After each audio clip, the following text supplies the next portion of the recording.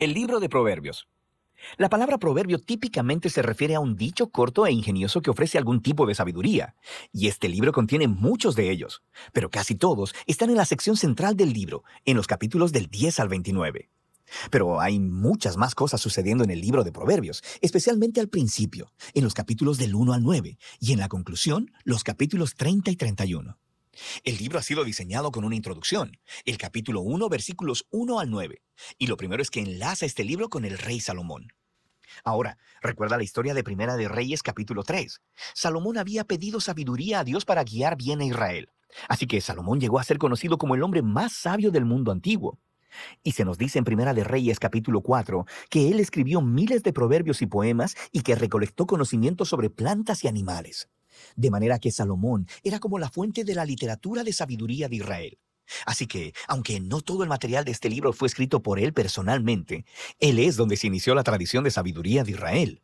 La introducción dice que al leer este libro, tú también puedes obtener sabiduría.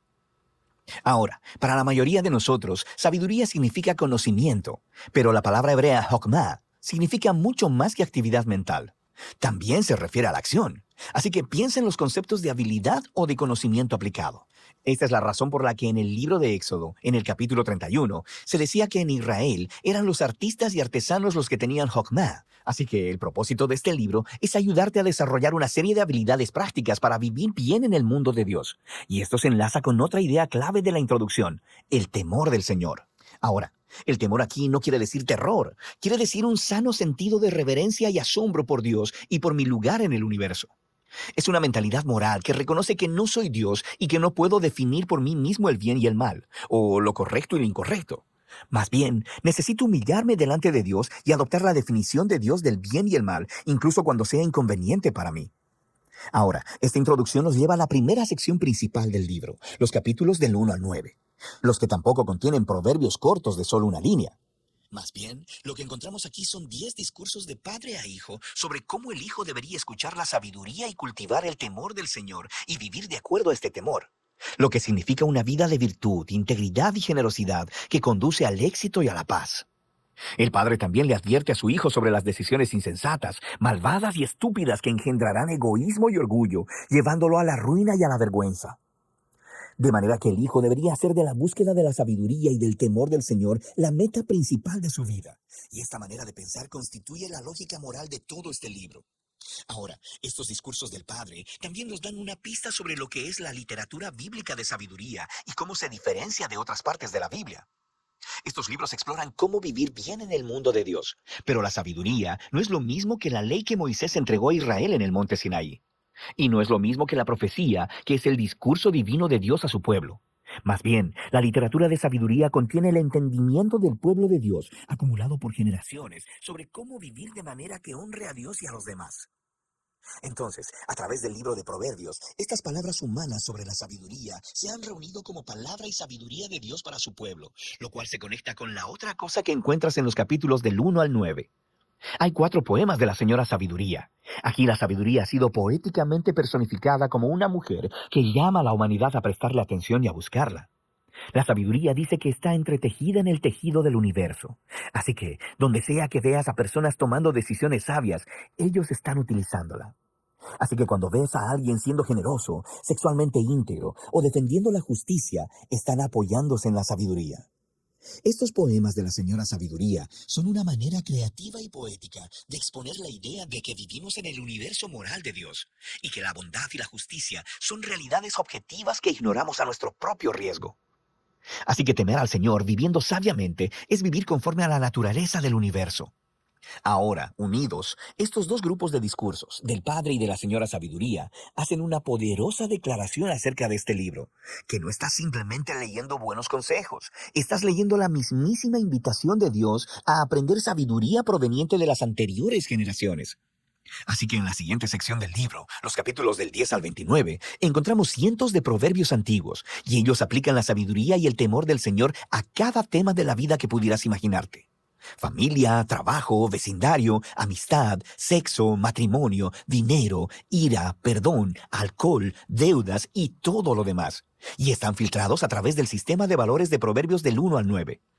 Ahora, estos proverbios son bastante cortos y fáciles de memorizar. Y de hecho, esta sección del libro se supone que sea una obra de referencia a la que regreses una y otra vez a través de los años, lo cual hace que surjan algunos temas importantes para aprender sobre cómo leer estos proverbios. Primeramente, los proverbios son por naturaleza acerca de las probabilidades. Si temes al Señor y tomas buenas y sabias decisiones, es probable que te vaya bien. Y si no temes al Señor, eres necio, probablemente no te vaya bien. Ahora, todo esto es cierto muchas veces, pero no siempre, lo que nos lleva al siguiente punto. Los proverbios no son promesas, no son una fórmula para el éxito. Algunos proverbios, por ejemplo, el temor del Señor multiplica los días, pero los años de los impíos serán acortados. O instruye al niño en el camino que debe andar, y aun cuando sea viejo no se apartará de él. Así que temer al Señor y ser una persona moral muy probablemente te llevará a tener una mejor y más larga vida. Y criar a tus hijos en un hogar estable y amoroso los encaminará bien. Pero no hay garantías. Muchas cosas en el mundo pueden ir, y de hecho, van mal. Así que, finalmente, los proverbios por naturaleza se enfocan en la regla general, no en las excepciones, que son muchas, y los libros de sabiduría no ignoran eso. Las excepciones son sobre lo que tratan los otros libros de sabiduría, Job y Eclesiastés. Y en conjunto, estos libros reconocen que la vida es demasiado compleja para fórmulas simples, y por ello necesitamos todos los libros de sabiduría para poder tener una perspectiva más amplia. Esto nos lleva a la sección final del libro, dos grandes colecciones de poemas. Primero, tenemos los poemas de un hombre llamado Agur, que comienza reconociendo su propia ignorancia e insensatez y su gran necesidad de la sabiduría de Dios. Y luego, Agur descubre que la sabiduría divina le ha sido dada en las Escrituras, las cuales le enseñan cómo vivir bien.